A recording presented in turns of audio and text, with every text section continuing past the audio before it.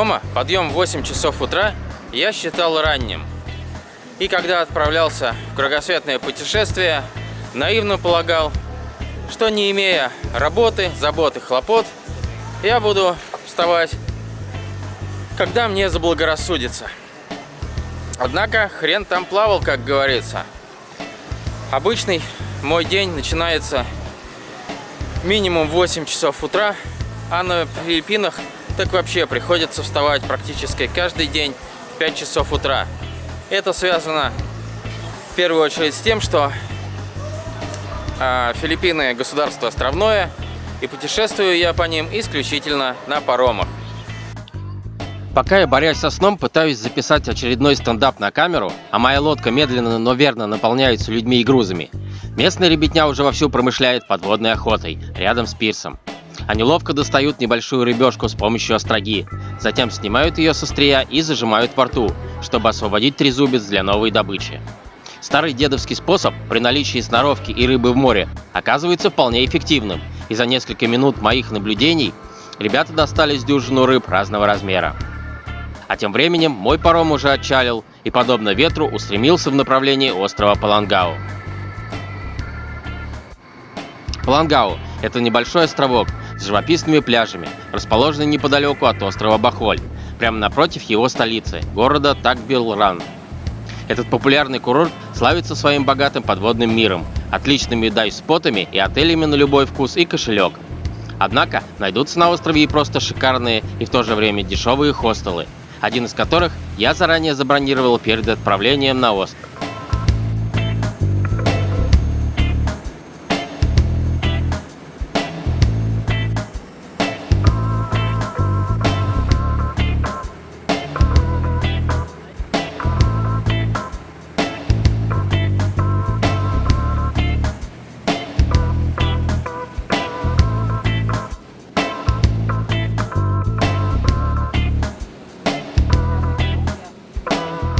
Панглау соединен со своим старшим братом Бохолем автомобильным мостом, и между островами организовано автобусное сообщение. Несколько раз в день от главной площади города до Панглау ходят маршрутки, поэтому добраться до нужной мне точки не составило большого труда. Пока я еду на маршрутке, скажу пару слов об острове Бохоль. Визитной карточкой острова являются шоколадные холмы. Это небольшие горные образования, имеющие коническую форму и покрытые травой, которая во время сухого сезона выгорает на солнце и приобретает коричневый цвет. Выделяясь на фоне густой растительности с высоты птичьего полета, холмы напоминают коробку шоколадных трюфелей или шоколадных конфет Hershey Kisses. Это сходство и дало название этому удивительному природному ландшафту. Шоколадные холмы объявлены третьим по значению геологическим памятником в стране и предложены включению в список всемирного наследия ЮНЕСКО. Жаль, конечно, что ограничения по времени не позволят мне взглянуть на эти холмы лично, и вместо этого мне придется довольствоваться только пейзажами за окном моего автобуса.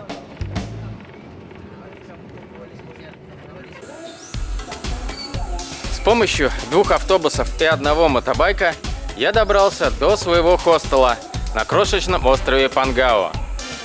Хостел располагается в живописной деревушке, и создается полное впечатление, что ты находишься у бабушки на даче.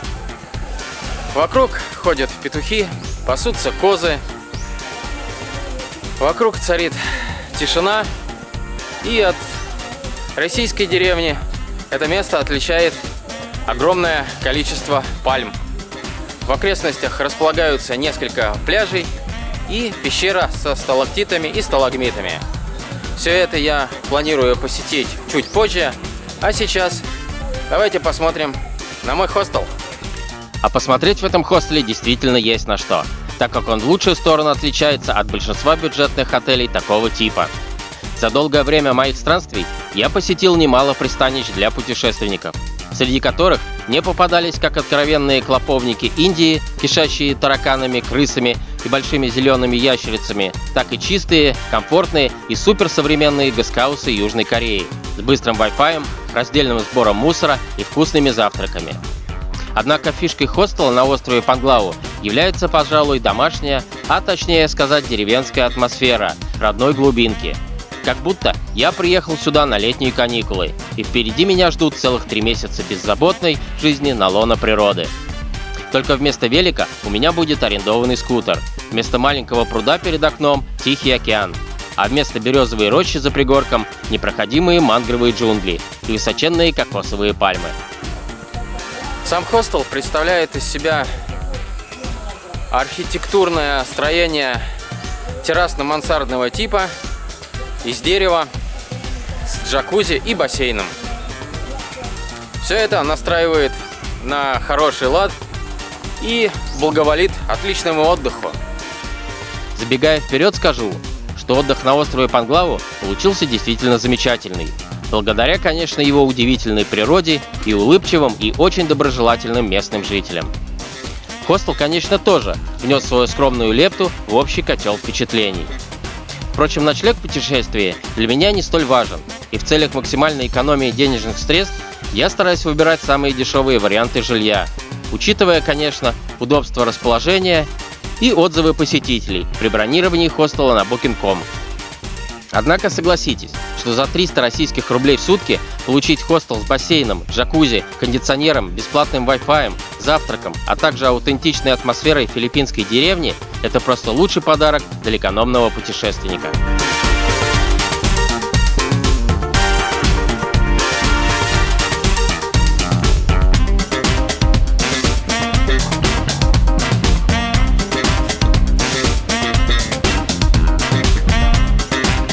Спальные места dormitoria расположились на 2-м этаже главного бунгало, куда от стойки регистрации ведет деревянная лестница.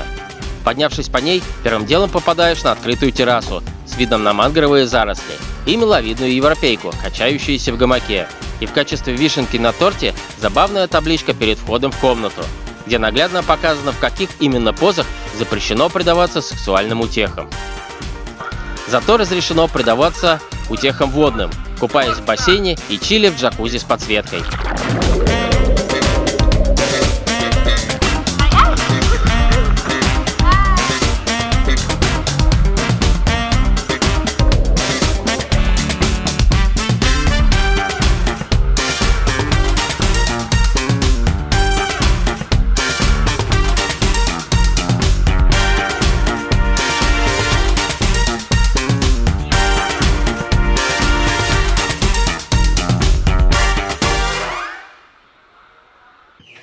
Мой хостел расположился на краю небольшой рыбацкой деревушки, стоящей на берегу океана. Интересно, что как раз над пляжем проходит одна из воздушных трасс, и купаясь, можно вблизи рассмотреть залетающие и заходящие на посадку самолеты. Сам пляж как бы разделен на 2 части. С правой стороны от дороги находится территория отеля с собственным пляжем, огороженная каменным забором и, по всей видимости, рукотворным островком, удаленным от берега на несколько десятков метров. К сожалению, узнать, что таит в себе искусственный остров, мне так и не удалось, так как мою попытку проникновения на пляж отеля и планируемый заплыв на остров вежливо пресекли работники отеля. С левой стороны от дороги расположился не очень широкий, но зато уютный пляж, зажатый между океаном и скальным берегом. С течением времени прибой подмыл основания прибрежных скал, и теперь они как бы нависают над пляжем, создавая естественное укрытие от жарких лучей полуденного солнца. Вдоль всего пляжа, на воде и берегу, ждут выхода в море классические рыбацкие лодки, среди которых не весь как затесался, нарушая общую идиллию, современный пластиковый катер с 2 мощными подвесными моторами. Как же все-таки прекрасна островная жизнь. Я уже полностью в нее втянулся, и не хочется, чтобы это когда-то заканчивалось. Вокруг течет спокойная, размеренная жизнь, красивые пальмы, песок, солнце. Рыбаки неспешно готовят свои лодки на берегу, потом уходят на них в море на рыбалку.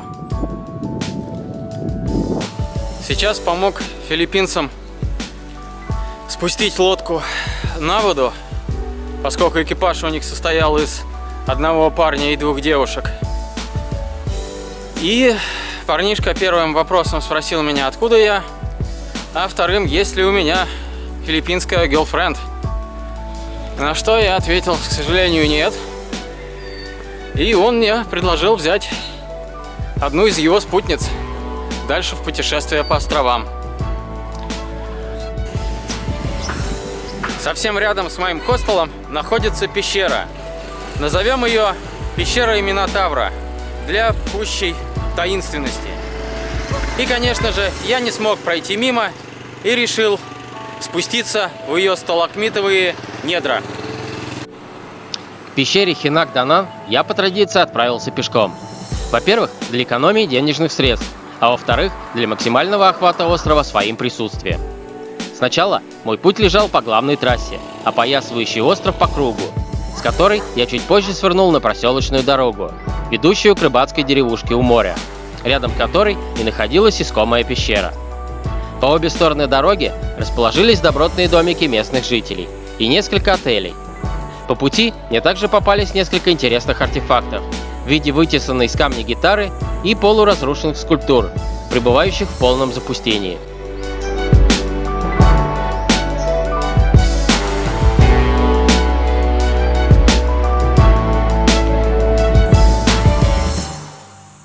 А не сыграть ли мне на гитарке?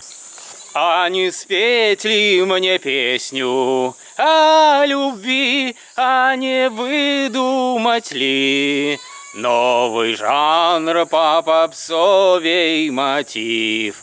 И стихи, и всю жизнь получать гонорар.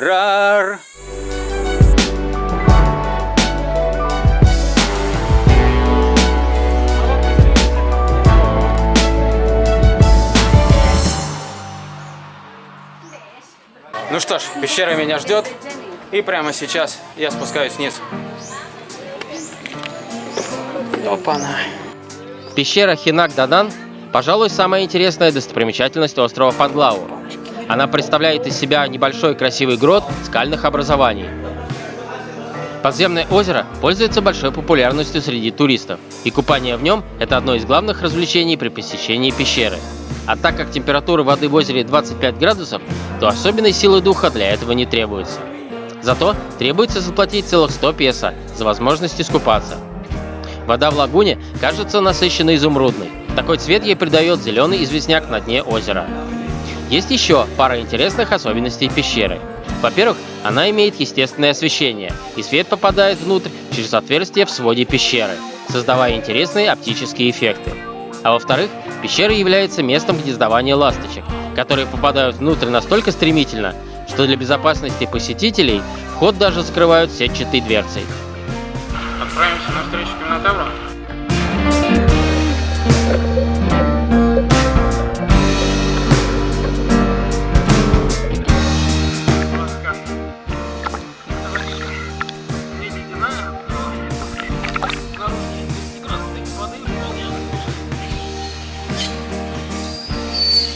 Неподалеку от пещеры находится небольшой рыбацкий пляж.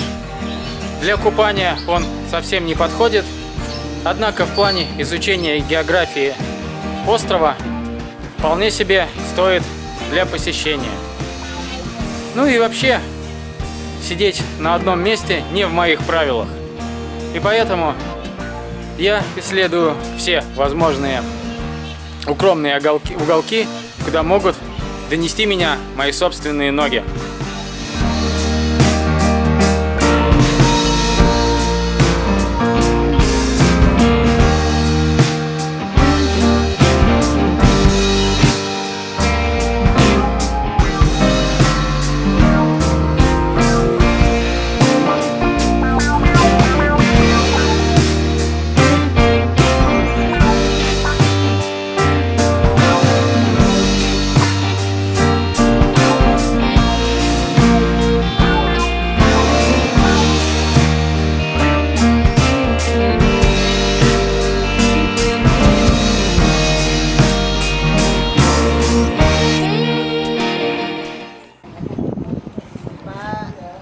Пришло время сменить остров.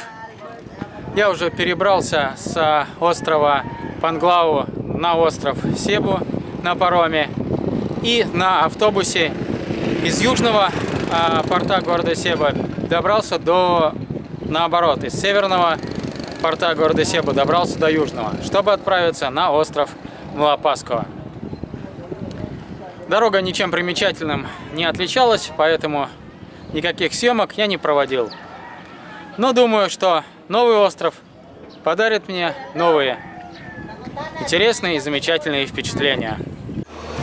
Южный порт острова Себу значительно уступает по размерам своему северному брату и имеет всего лишь один коротенький пирс, рядом с которым на сваях покоится здание морского вокзала.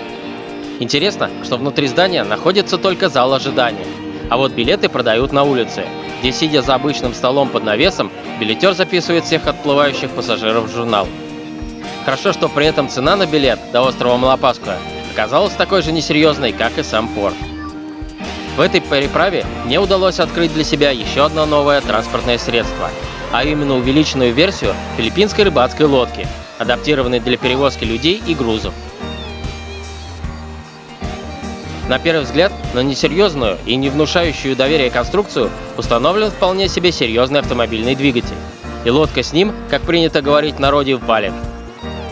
Подняв на борт всех пассажиров и багаж, наш бравый капитан, облаченный в красную, украшенную зубастой акулой майку, уверенно и быстро повел нашу лодку к берегам таинственного острова.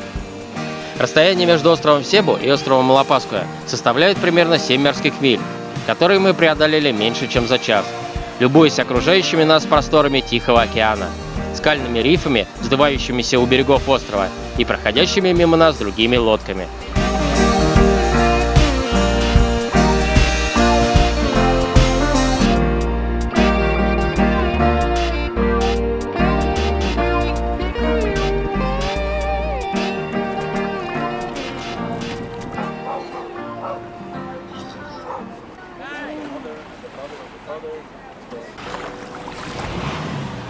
Паром причалил, я высадился на берег и нахожусь в предвкушении от новых приключений. Сейчас быстренько заселюсь в хостел и отправлюсь на исследование этого небольшого острова. Уже после того, как на берег сошел последний пассажир и лодка покинула пляж, я еще долго не мог сойти с места и, словно завороженный, стоял, устремив свой взор в бирюзовую даль Тихого океана. Вдоль всего берега, насколько хватало глаз, тянулся ослепительно белый, искрящийся под лучами яркого солнца песчаный пляж. Мне даже показалось, что я остался совершенно один в этом далеком, почти нетронутым человеком сказочном мире. Пожалуй, только одинокие лодки, лениво покачивающиеся на волнах, и редкие бунгало на берегу выдавали собой незримое присутствие человека. Буквально с первых минут Малопасково окружила меня атмосферой спокойствия и удовлетворения. Вместе с тем я понял, что под конец моей филиппинской одиссеи я нашел свой маленький идеальный остров, затерянный где-то посредине океана. С этим открытием и просто замечательным настроением я отправился заселяться в хостел. Я только что заселился в свой хостел. На пороге меня встретила приветливая хозяйка, очень веселая и добродушная, поет песни и улыбается. Но самое главное то, что я буду жить совершенно один во всем доме. А дом, надо сказать, представляет из себя трехэтажный особняк с красивыми верандами, мансардами и бомбическим видом с крыши.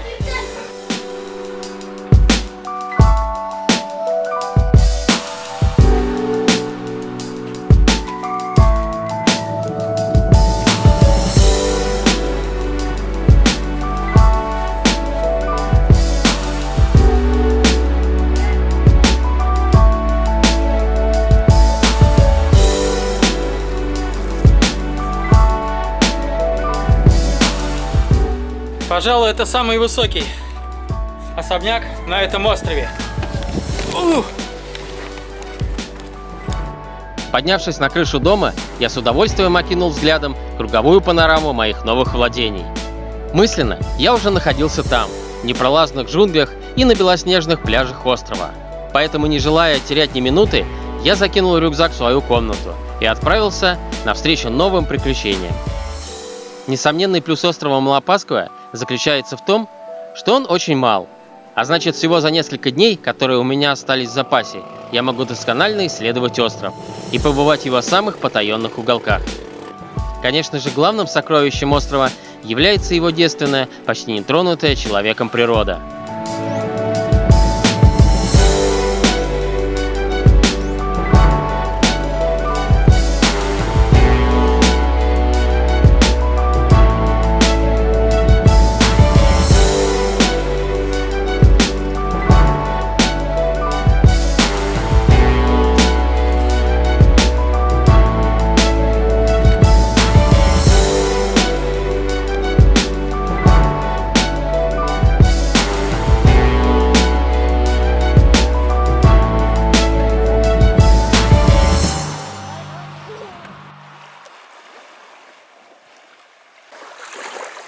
Не зря пробирался через усеянный лодками берег, проезжал под ними, над ними, по ним и очутился в совершенно замечательном месте. Это уединенный пляж под скалой, где абсолютно никого нет. И сейчас я буду здесь купаться. Эх, класс! Водичка вообще, конечно, потрясающая. Неимоверная.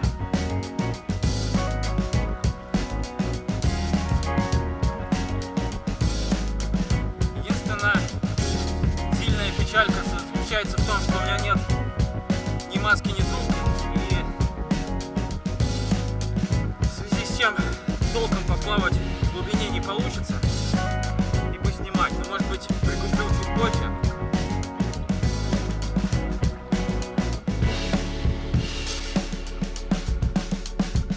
Ну, а теперь пора нырять.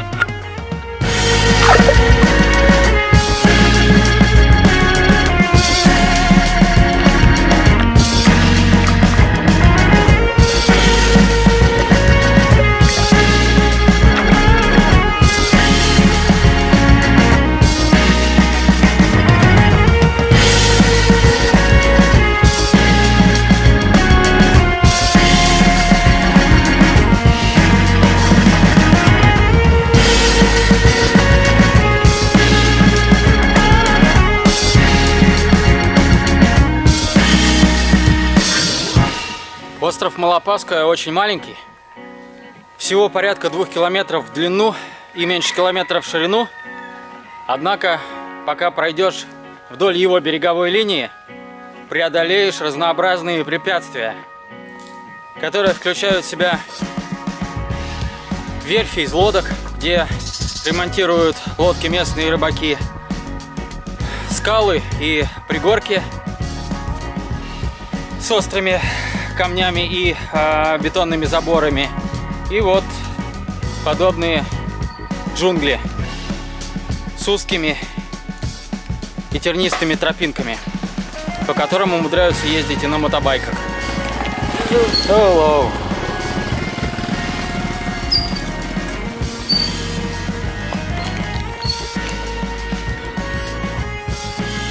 Собственно, поэтому прогулка получается весьма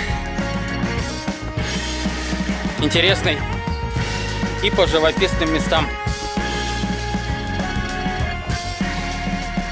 Забрался на самую высокую точку острова и обозреваю его с высоты птичьего полета. Находясь на острове, я, как говорят, излазил его вдоль и поперек, обошел по кругу вдоль всей береговой линии, побывал в каждом селении местных жителей, поднялся на самую высокую гору и оставил свои следы на диких тропинках тропических джунглей.